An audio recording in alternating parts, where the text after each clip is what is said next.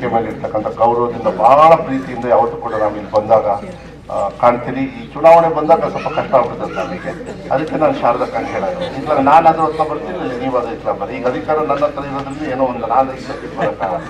ಈ ಬಂದು ವಿರುದ್ಧ ಮಾಡೋದೇ ಕಷ್ಟ. ಇಲ್ಲಿ ಓಟ್ ಕೇಳೋದು, ನಿಮಗೂ ಓಟ್ ಹಾಕೋರ್ಗೂ ಕಷ್ಟ. ಮಧುಣ್ಣಂಗೆ ಕೇಳ್ಬೇಕಾ ಶಾರದಕ್ಕಂತ ಕೇಳ್ಬೇಕಾ ಅಂತ ನೋಡ್ರಿ. ಎಲ್ಲ ಒಂದು ತೀರ್ಮಾನ ಮಾಡಿರಿ, ಗಲಾಟೆ ಸ್ಟ್ರೈಕ್ ಮಾಡ್ರಿ, ಅವ್ರ ಮನೆಗೆ ಹೋಗಿಲ್ಲ ತೀರ್ಮಾನ ಮಾಡಿ. ಯಾವಾಗಲೂ ಅಷ್ಟೇ ಬುದ್ಧಿವಂತಿಕೆ ಹೆಂಗಿರ್ಬೇಕಂದ್ರೆ, ಈ ಇಂಗ್ಲೀಷಲ್ಲಿ ಒಂದು ಗಾದೆ ಇದೆ, ಮೇಕ್ ಹೇ ವೈಲ್ ಸನ್ಶೈನ್ ಅಂತ. ಯಾರಿಗಾರು ಗೊತ್ತಾ ಇದು ಮೀನಿಂಗು? ನಮ್ಮ ಅಪ್ಪವ್ರು ಹೇಳ್ತಾ ಇದ್ರು. ನಾನೇನು ಪಂಡಿತ ಅಲ್ಲ, ನಂದೆಲ್ಲ ಕನ್ನಡ ಗೊತ್ತಲ್ಲ, ಪೇಪರ್ ಅವ್ರು ಬರೀತಾರ, ಅದು ಬೇರೆ ಪ್ರಶ್ನೆ. ಆದರೆ ಮೇಕ್ ಹೇ ವೈಲ್ ಸನ್ಶೈನ್ ಯಾರು ಹೇಳ್ತೀರಾ ಅಮ್ಮ? ಯಾರಿಗಾರ ಆಗಲ್ಲ. ಓಕೆ, ಮೇಕ್ ಹೇ ವೈಲ್ ಸನ್ಶೈನ್ ಅಂದರೆ ಬಿಸಿಲಿದ್ದಾಗ ಹುಲ್ಲು ಒಣಗಿಸ್ಕೊಂಡ್ಬಿಡ್ಬೇಕು, ಮೋಡಿದ್ದಾಗ ಒಣಗಿಸ್ಬೇಕಾಗತ್ತ?